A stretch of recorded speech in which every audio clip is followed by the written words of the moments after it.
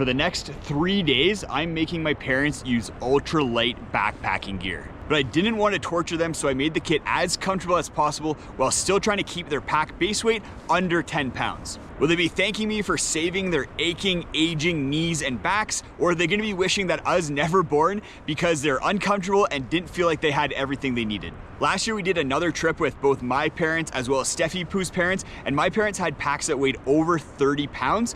This year, they're both under 20 pounds each with both food and water. Over the course of the trip, I'll introduce you to all the ultralight gear that they're using, and then we'll go through how it's working for them, whether they're enjoying it or whether they wish they had something a little bit more comfortable. One of the difficulties with this trip is that we're in the Canadian Rockies, we're in Yoho National Park doing a 3-day loop. It's not a ton of mileage, but something that's gonna be difficult with this as we go to Laughing Falls Campground and then over to Little Yoho Campground is the weather. It's raining more than we thought, and I'm a little worried about the snow that they're predicting for tonight. It's not supposed to be warm this weekend. It's supposed to be quite cold, dipping below freezing overnight and then being cold throughout the day, which makes it very difficult to be ultralight. It's easy to be ultralight when it's warm and you're in nice weather, but it's a lot harder when you're in tough conditions where the weather isn't being your best friend. My dad is using the Outdoor Vitals CS40 pack. It's a new ultralight pack from Outdoor Vitals. I've used it before. It's a great pack made with Ultra 200 fabric. So the fabric is going to be waterproof, and then the water bottle pockets are also really nice. So happy to have him testing this out and see what his opinions are. My mom is using the Z-Packs Arc Haul 50 pack. Again, an ultralight pack. The Arc Haul is probably the lightest weight pack that you can get. This pack is also made with Ultra fabric, so it's going to be waterproof. And then she has a very lightweight system overall. I think her pack weighs under 20 pounds total, whereas my dad is right at about 20 pounds. How are you liking the pack so far, Mom? Well, it's super comfortable. Like, it feels really light, even though I'm carrying about 18 pounds, but it doesn't feel like it at all. I know it's not heavy, but it still feels like a day pack.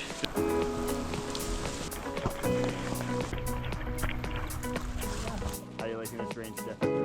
It's wet and cold.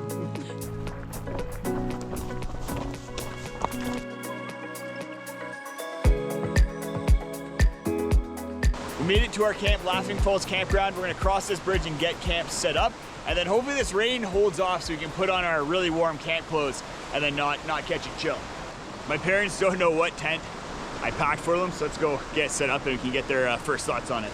My parents are using the Durston X-Mid 2. This is the regular version made with polyester. I offered them the Pro version, which is made with Dyneema, about half the weight, but not quite as roomy. So they would have had to make some sacrifices to their sleep system, taking sleeping pads that were a little bit less comfortable, not nearly as wide. So they're using two 25-inch wide sleeping pads, and that fits in the regular X-Mid no problem. I'm curious to hear what they think about this tent, especially as they use it over the course of the trip, because neither of them are very familiar with trekking pole tents. So it's gonna be a new experience for them. There are rumors of a Dyneema X-Mid that's gonna be a little bit bigger even than the regular X-Mid.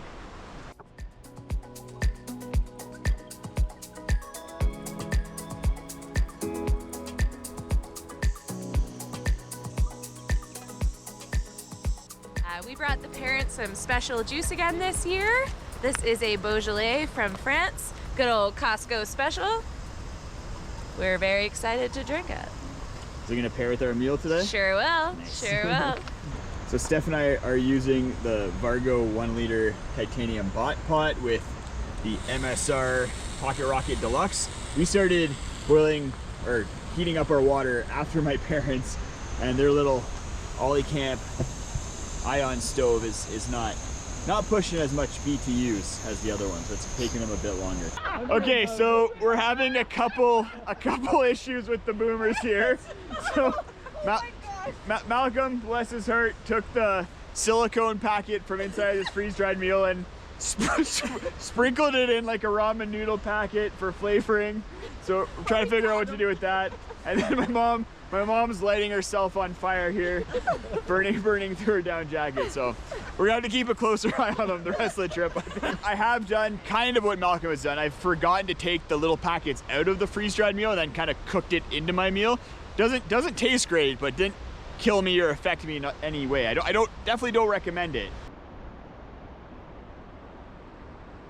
Started raining a little bit again, so we all put on our rain jackets in order to protect our down, as that's our primary piece of insulation. Gonna finish off our meals, hope the rain dies down before then, so we don't need to just go to bed at 7 o'clock, but we'll keep you updated.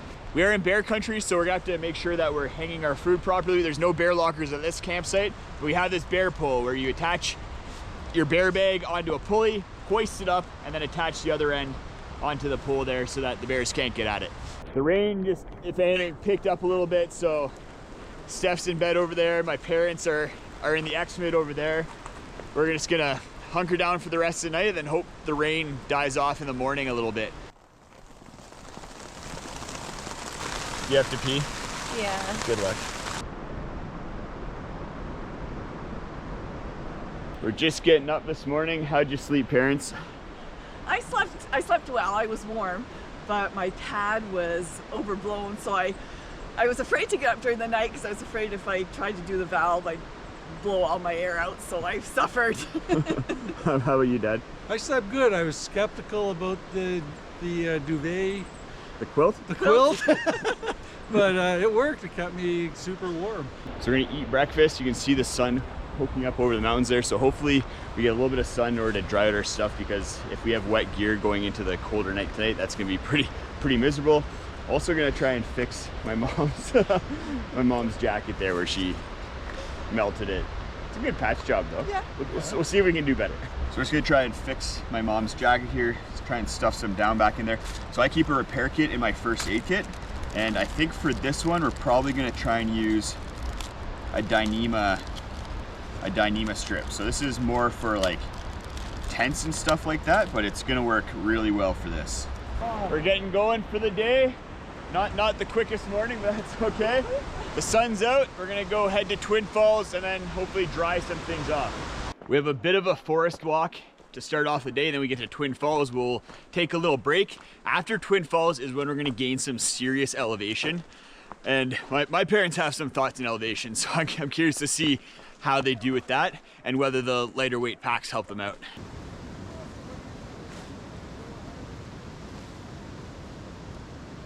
So we're all packed up. We're gonna be hitting the trail again, heading up onto that ridge there, which is called Whaleback. There's gonna be some pretty epic views, but the elevation to get up there is kind of tough. How do you feel about elevation, Mom? I hate elevation. And it doesn't like me either. Hopefully the lighter pack helps. We'll have to touch base at the top and see. Okay.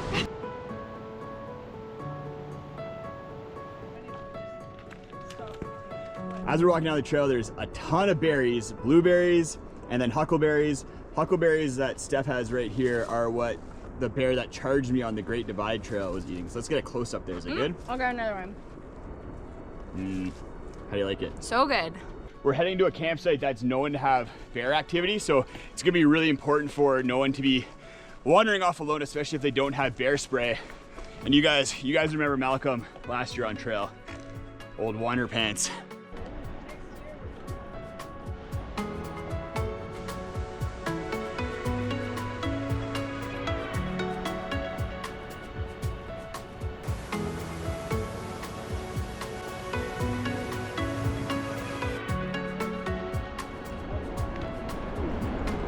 You got this, Mom. Loving it. I'm a little bit worried that my parents are just putting on a brave face when it comes to how comfortable they are. It got really cold last night. It got down below freezing. There was ice on everything, but they said that they weren't cold. And then today with this elevation gain, I'm a little bit worried that my mom's just kind of powering through, and it's gonna be a lot more sore later today and then tomorrow.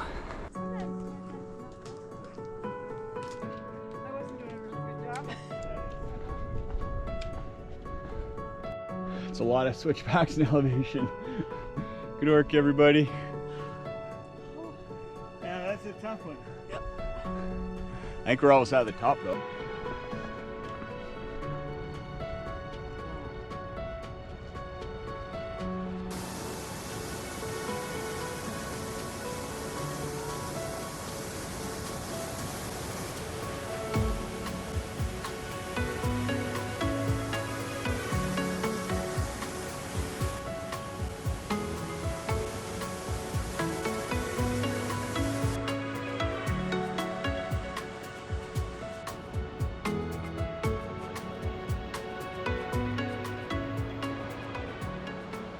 got to the top of the elevation, saw beautiful Twin Falls from the top.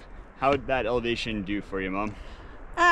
It was hard. I find elevation hard all the time, but carrying a lighter pack made it easier, especially on my hips. I didn't feel that pressure down through them, so that was nice. Yeah, the body comfort's a big one. Like I find when I'm carrying a pack, like it just feels less comfortable. Like even if you're day hiking, going up elevation is tough, but having a lighter pack, yeah, Makes a difference. Makes a difference. Sure.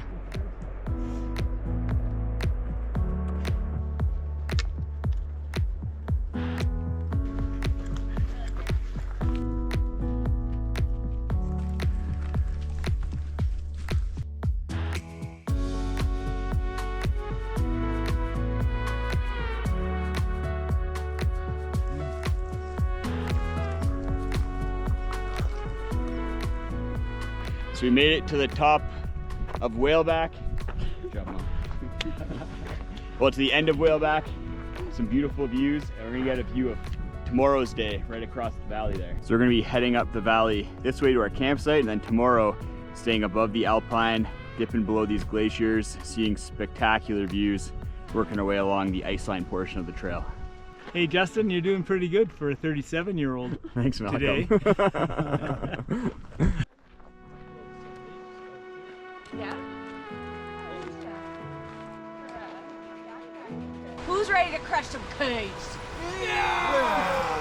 Made it to camp. Steph and I are gonna set up our tent right here. Maybe I'll give you a little bit of a tour of it. I'll at least show you my pillow. My pillow is something that I made myself, another Franken pillow, so I'll share that with you. I'm gonna let my parents set up their own tent over there, see how they do with the X-Mid without any direction like I did yesterday, and then I'll take you on a tour of their sleep system. You guys need some help? Yes. You have it all upside you down. have it upside down. Yeah. Yeah. Okay, So well, we just figured that out. flip it. I had to come help them out a bit, even after the upside down tent issues. But we got it up now. How do you guys find setting up a trekking pole tent? Not totally intuitive, but I think once we've done it a few times, we might get it next time. I feel like you guys have a lot of experience with traditional tents, but Yeah. not with trekking pole tents, so it makes sense. But yeah, you guys did a pretty good job considering that was pretty much your first time setting up a trekking Considering we pole started tent. upside down. For Steph and my sleep system, Steph is using an XPED 5R Ultra sleeping pad in the regular wide version. She loves this pad. She's finding it very comfortable, very warm. And then she's using a Decathlon MT900 sleeping bag. Also, great sleeping bag, super lightweight and super affordable. Probably one of the best lightweight, affordable sleeping bags out there. And then she's using the XPED Mega Pillow and has basically said that this is now her pillow. So that's it's a comfortable pillow.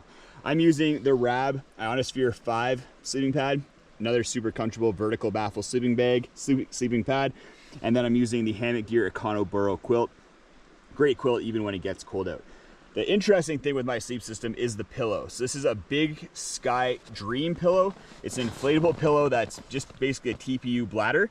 It's pretty comfortable. It has very supportive baffling, kind of a squishiness to it that makes it easy to lay on. But what I did was I sewed some cut up shoelace to a piece of Dyneema patch tape, and then patched that and then stuck that onto the pillow, and then put another piece of patch tape over top of it. And then I attached a piece of shot cord with a little toggle there in order to tighten it up around different size sleeping pads. For my parents' sleep system, they're both using Nemo Tensor sleeping pads. And what my mom was talking about yesterday is that the valves are really tight on the pads. So as you're taking off the one in order to potentially let out a little bit of air, you might pull out the other one as well and just dump all of the air. And that's a really annoying aspect with these pads, but they're very lightweight and relatively comfortable for how lightweight they are. And then they're both quite warm. My mom's using the new Trekology Plus pillow. She's really liking it. I haven't tested it out myself yet, but she's saying it's a great pillow. And then my dad's using Trekology knockoff, the Gear Doctor.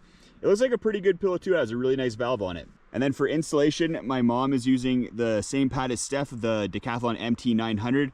Like I said, it's just a very lightweight, warm sleeping bag. You can't really beat it, especially as far as the price goes. And then my dad is using an Light Equipment Enigma 20-degree quilt. Just a solid all-around quilt. I had to give him some tips on how to set it up in order to stay warm, but he got those no problem and was toasty warm last night, he says. And that quilt situation is kind of a theme that I'm realizing with ultralight gear. With people who haven't really used ultralight gear before, there is a learning curve, and that's something that I think I forget sometimes, especially with the tent. Seeing them setting it up upside down was hilarious, but something that's very doable. With regular tents, you set up the inner first and then you put the fly on top, so I can see how that mistake would happen. And then with a quilt, if you're not cinching it down onto the pad using the pad straps properly and then not using the neck snap and neck cinch, then you're gonna be cold. So I did have to tell my dad those things so he wasn't cold. Otherwise he probably would have, because it's not instinctual to use those different features of the quilt in that way. All right, let's go eat and see what kind of wine pairing Steph the sommelier has for us tonight. All right, what do we got to eat tonight, Steph? This is mine. That's Home yours, style yeah. chicken pot pie, nice. And then what am I pairing it with? What's this? Pinot Noir from New Zealand. Mm. Yeah, it's gonna be good. Mine's gonna be better though, because mac and cheese and Pinot Noir is It's like mac and cheese and amazing. Pinot Noir. It's mac and cheese and Pinot Noir. Yep. Who needs a spice pack? You guys are singing. Happy birthday, happy birthday, happy birthday to Justin. That was harmony right there. Cheers! Cheers! Happy birthday, Justin. Happy birthday! All the best. Oh, I don't. My dad's Yeah. not feeling so good, maybe sick. Oh. I told you, There's I told you too they're much putting on brave pork. faces. Getting ready for bed, just enjoying this nice evening. Tomorrow's the big day. We're gonna have about the same amount of elevation and kilometers, so it might be a little bit tough on the older folks here. But I'm excited to ask my parents how the trip was trying to go ultralight, whether it was worth it or whether maybe they wish they had a little bit more gear. Good night, everybody, and we'll see you in the morning. Good morning. Day 3.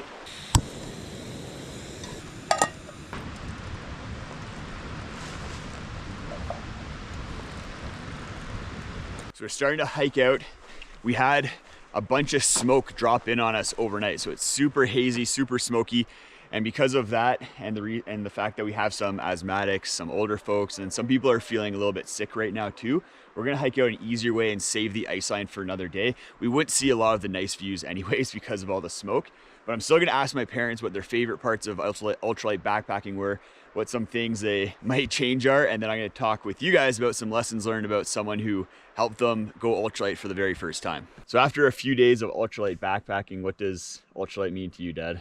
It means basically leaving a lot of your warm clothes behind and potentially being cold. Were you cold last night? I was cold last night. The first night was fine, but last night was cold. Yeah, and well, I think it got down below freezing last night, where it didn't on the first night. And that's a big thing with ultralight backpacking. Like, people are always talking about how easy it is these days with the gear, but when you're getting below freezing temperatures and it's raining and your stuff is damp, it can be really hard to stay warm while being ultralight. And we made some compromises with your gear in order to be a little bit more comfortable. We could have gotten you a warmer sleeping pad, some warmer stuff, but you would have been less comfortable while you're sleeping, even though you would have been warmer. So there's a lot more trade-offs when you're trying to drop below that 10-pound weight. All right, Mom, so what are some things that you wish you had with you that we didn't bring because you're getting your pack into that ultralight realm? I wish I had more layers because we had very cold nights. It got cold, yeah. Yeah. Or were you cold in your sleep system? Not in my sleep system, but just Around- getting out and around camp, camp. yeah. Would have been nice to have another layer. Yeah. Anything else? And our stove, a better stove. It took forever to boil our water. That little stove is not it's very lightweight, but it's not a high performing stove. And when you get to low temperatures, little stoves like that start struggling a lot more. was So yeah, they not use the efficient, Pocket Rocket Deluxe for days 2 and 3 because it just works so much better in the cold temperatures because it has that regulator. Yeah. And I'll have links to all of the gear that they use. I'll have their Pack Wizard gear list in the video description, as well as links to all the gear that we talked about, as well as some of the gear that Steph and I used. I learned quite a bit on this trip about introducing people to ultralight. The first one being that if someone is trying to jump into ultralight like my parents did on this trip, it's really helpful to have someone who has some experience with it like I do. I was able to show them how to set up the trekking pole tent, which they had never done before. Dan Durson, you should probably add this side down onto the bottom of the Exima tent. And the quilt for my dad, I was able to show him how to use that properly in order to stay warm. But even then, even with showing him, he was still getting a little bit cold because it wasn't set up just right. if you don't have someone to show you the rope when it comes to getting into ultralight and using ultralight gear, then introduce those items, the things like trekking pole tents, quilts, while you're on a trip where you have some buffers. So don't try and get below that kind of magical 10-pound base weight for ultralight while using all this new pieces of gear. Go on a trip where maybe you have some extra clothing, you're bringing some buffer items in order to make sure that you're gonna be warm enough, and then practice setting up a trekking pole tent in your backyard a couple times. Go check out this video if you wanna see a trip where I do go ultralight. I have a 7-pound base weight and I try and hike a trip that usually takes 4 days. I try to do it in only 2 days. It was a really tough trip. I learned a lot and there's some really cool gear in there as well.